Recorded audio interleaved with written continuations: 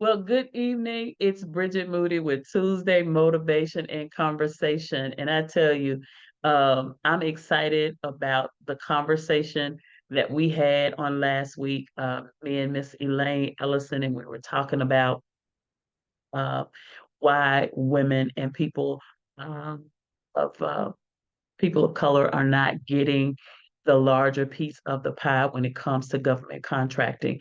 And we talked about, of course, the lack of education, just not knowing, not having the information. And then we talked about, you know, the community and the connections and things of that nature and our leaderships in our community. That's another derailment.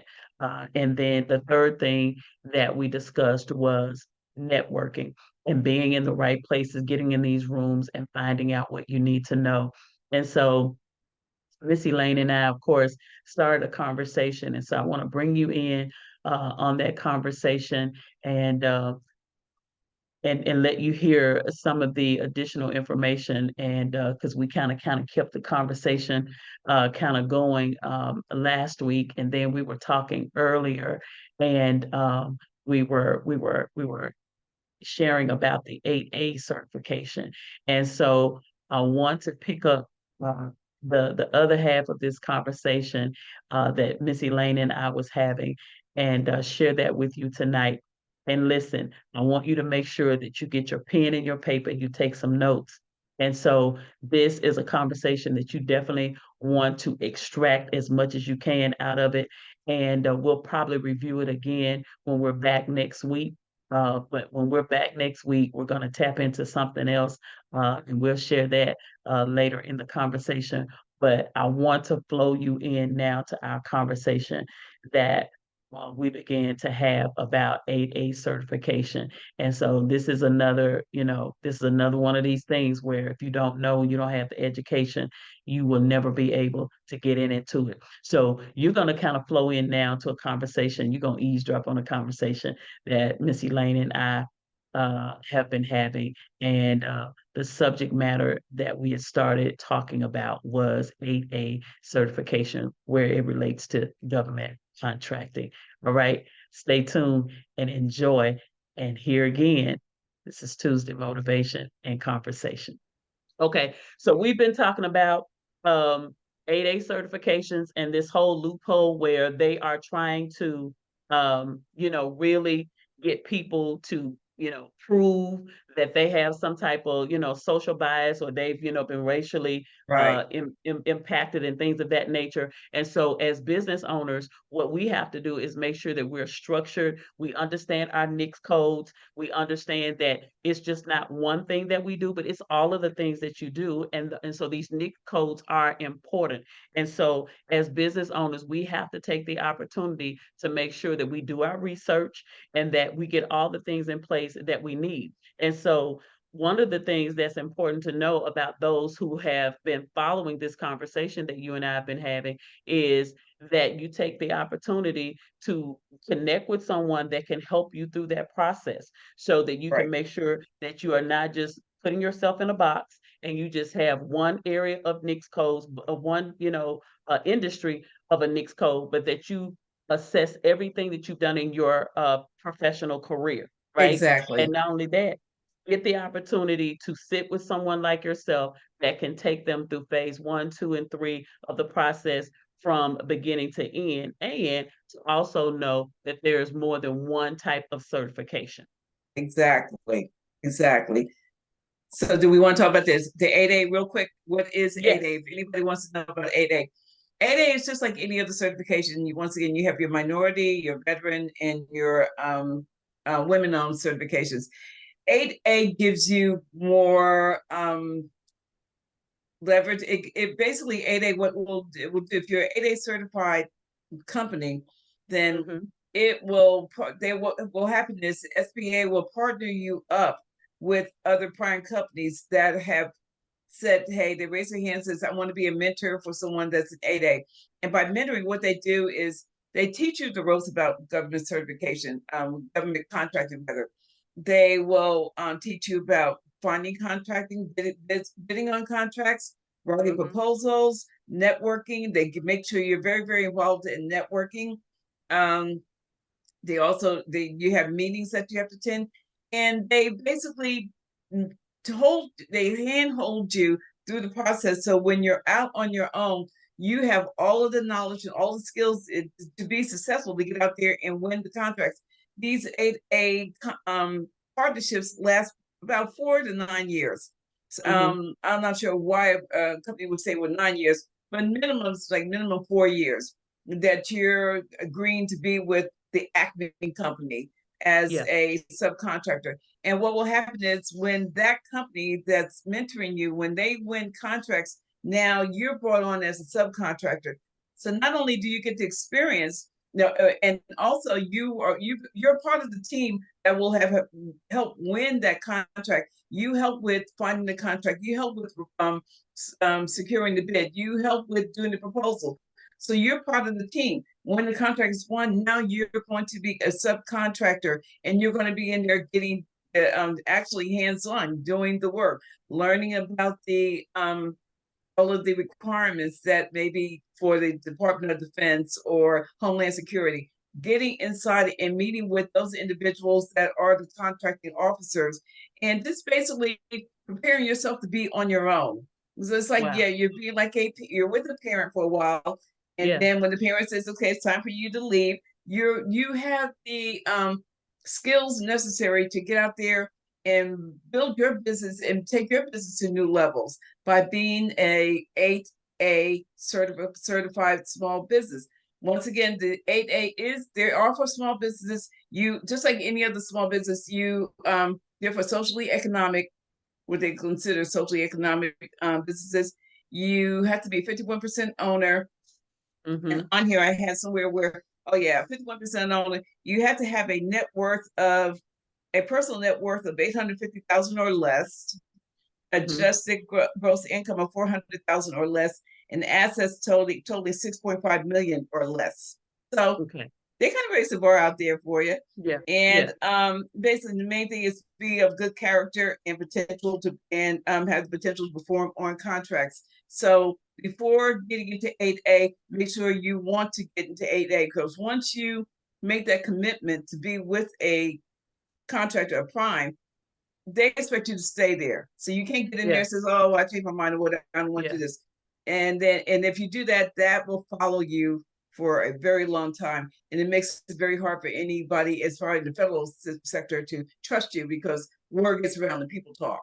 Yeah. Yeah. So what I heard was, so number one, when you are an 8A certified business owner and you are when you get the opportunity for a prime contract to actually take you on, then that is a long-term relationship or a Yes, long-term contract.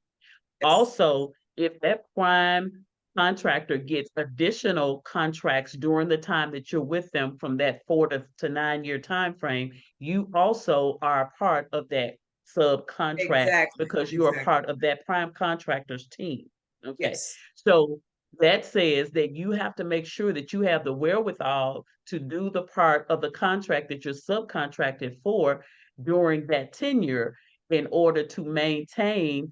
Now, what it does, what I am hearing is that that gives you longevity and that gives your business, work for past that period performance. of time. Yeah. Exactly. And so you want to make sure that you are prepared to perform and things of that nature. Now, in the interim, you have to build yourself to those criteria you just told us about. So the financial level of criteria to the asset level of criteria and things of that nature. So you have to build yourself up so that you have this level of criteria and structure for your business so that you can, so that's a qualifying level, right? It is. It is. Yeah. And you're Yeah. right. You have to be structured. You have to have your LLC or whatever you're doing. You have to have all your CM certification. You have to have, there's training that you have Yeah. to have. You just can't go in and get your certification and say, well, I'm here. There's also SBA provides all of the training that you need to have in order to be qualified as an AA. So you need to have that training. And that's basically learning about all of the regulations of the government, learning about the different entities of the Mm-hmm. government, and just there's so much. And once you get that training done, now they're ready to partner you with a prime. And basically, it's almost like going in and interviewing with, you just can't walk in the door and say, "Hey, I'm here," and they're gonna say, "Okay, come on in." No, they're gonna ask you, they want to make sure that you're a good fit to be Mm-hmm. in their company. Just because you're 8A certified business doesn't mean that you're a good fit. And Right. then once again, this going back to the NAICS code, they want to make sure that the NAICS codes that you have for your business matches there. So if you're in consulting, and if the prime is just a consulting company, then they want to Mm-hmm. make sure that your NAICS codes matches theirs. Right. Or if you're once again IT, and Mm-hmm. their niche is cybersecurity, then they want to make sure that you have that background, that experience in cybersecurity to come in. Because what they don't want to do is have someone that, I just have an IT degree or whatever, but I never done cybersecurity. Because what may happen is they end up winning a contract right away, and they can't Mm-hmm. use you because you don't have the skills that they need. So not only have the certification, you got to have the skills. Right, right. And it's important to make sure that before you step into this process, that you assess, where you are, what you have the ability to do, and all of this is key. And so one of the things that, I want the audience to keep in mind is that there are steps, there are processes, there are procedures that you have to go through, but it's well worth it. And in the process of that, to Miss Elaine's point, you want to make sure that you are what I call filling your well, making sure that you are well versed in your area, that you're being trained on what it is that you say that you do, or that your NICS codes represent, because that's going to Right, be important for your performance. And not only that, so that you can definitely do the work. Because if you can't do the work, then that's going to be an issue. And I don't know if it was you or someone else that was sharing one time, and I think I mentioned this in our last session, that there was a person that had, yeah, that was one of the minority representatives, business agencies, that there was a person who had gotten two TDOT oh contracts yeah, and lost them both because they weren't able to acquire the one piece of equipment that they needed to do the work. And they came after that person. And so to the point you just made, it gets around and it'll be difficult for you to get contracts, in as the well. future. So it's important to prepare yourself all the way around. Make sure that you have all your ducks in a row and your business is structured. But before you actually get to that place, making sure that you have the adequate resources holistically, financially, resources from an HR perspective to do the work that you are looking to contract to do. So I think those are some important elements of this whole opportunity for government contracting. Well, this has been again, really good information. It's a wealth of knowledge here. Miss Elaine has a wealth of knowledge, and I'm telling you, Miss Elaine, they are hungry for this information. Um, most in general, it's over time that views begin to tick up on some of these platforms that I have and some of these discussions that I have. But I can see that people have really been watching and going back and reviewing and sharing these conversations with persons, because it's just stuff that people don't know. They just don't Right. know. And so I think this is going to be we have some a few more weeks that we're going to kind of chat.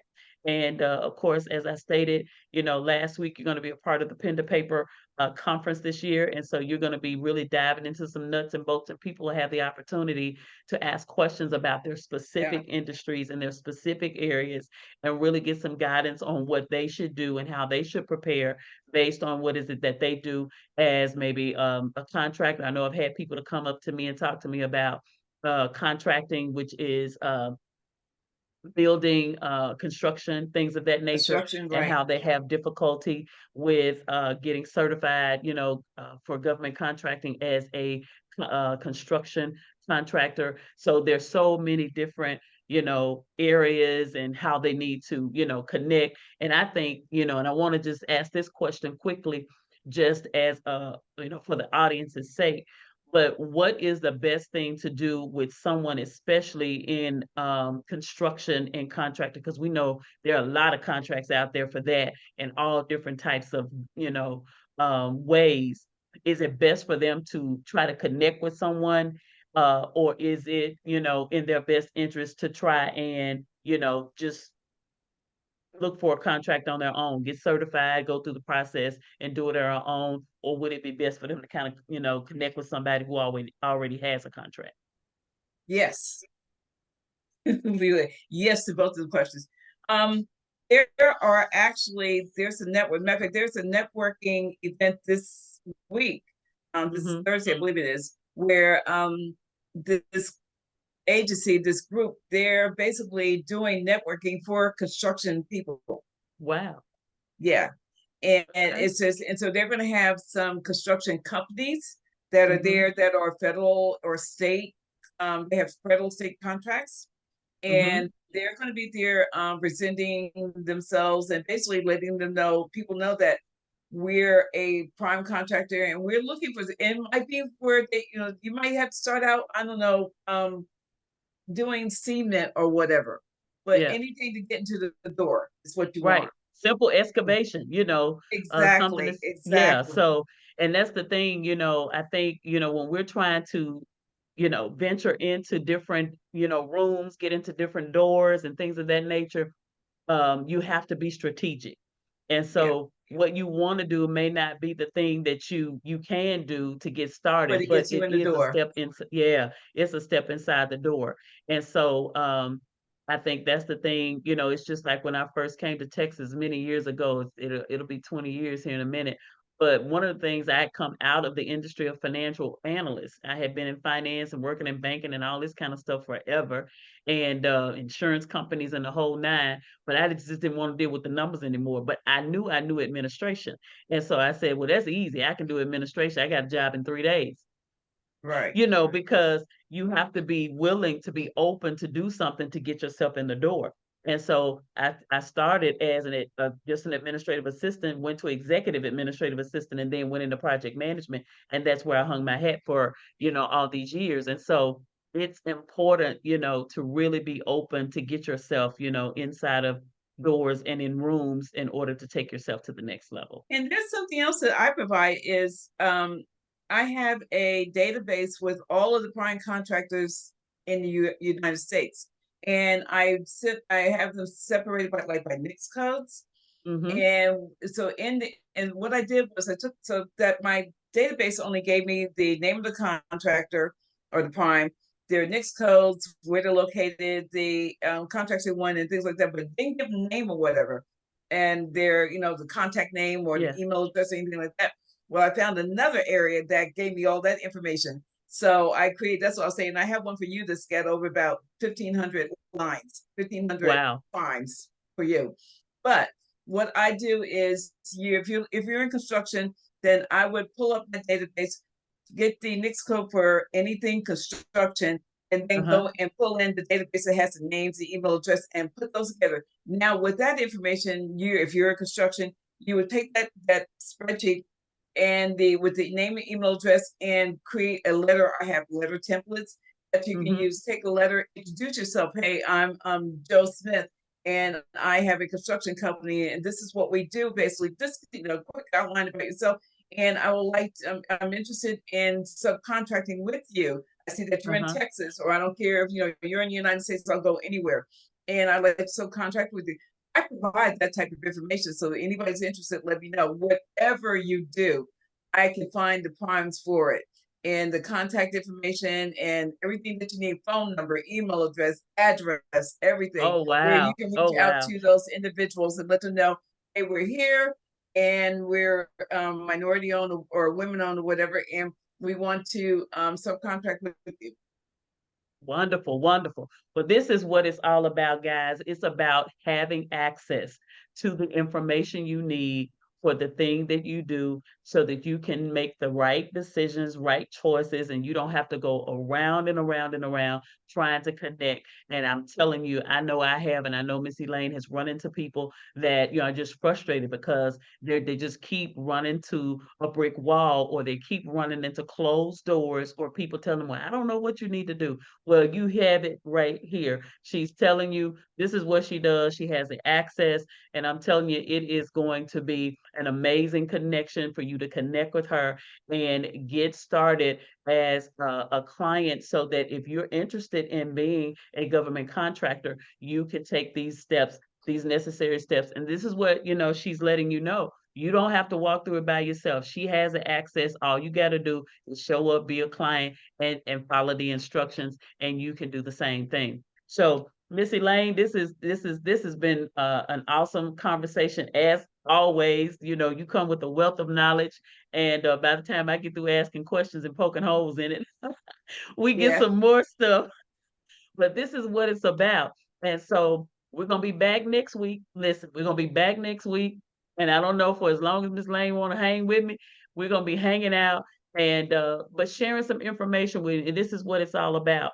And so here again, she is the owner of Rochelle, that's R like Robert, ICHELLI Consulting Group. And so you can locate her online, RochelleConsultingGroup.com. You can access her there online. You can go to her website, go to her contact page, and you can reach out to her and say, "Hey, I saw you on Tuesday Motivation and Conversation with Bridget Moody, and I want to get connected, or I want a consultation, and I want to, kind of talk to you about where I am, so that you can get started on the process." You also can see her at Pen to Paper 2023 right here in Dallas, Texas. And we're going to be Center City at the Embassy Suites Galleria, and that's going to be a 2-day conference. And Miss Elaine's going to be there on Saturday, and she's going to be presenting. And I'm telling you, you don't want to miss this. So here again, we talked about this 8A contracting. We talked about NIC codes tonight. And we're going to kind of continue with this conversation. We're going to add a little something else to the mix when we're back next week, but you don't want to miss it, and you want to make sure that you're here. Any last minute comments or last parting words you have, Miss Elaine, tonight before we end? People, get ready for 2024. The government is spending trillions of dollars out there in 2024. And I think one of the conversations that we need to have are the top 20 opportunities that's going to be out there. And I'm All pretty right. sure that anybody that's going to be listening, there's going to be an opportunity for you. And now's the time to start getting serious, and let's do it.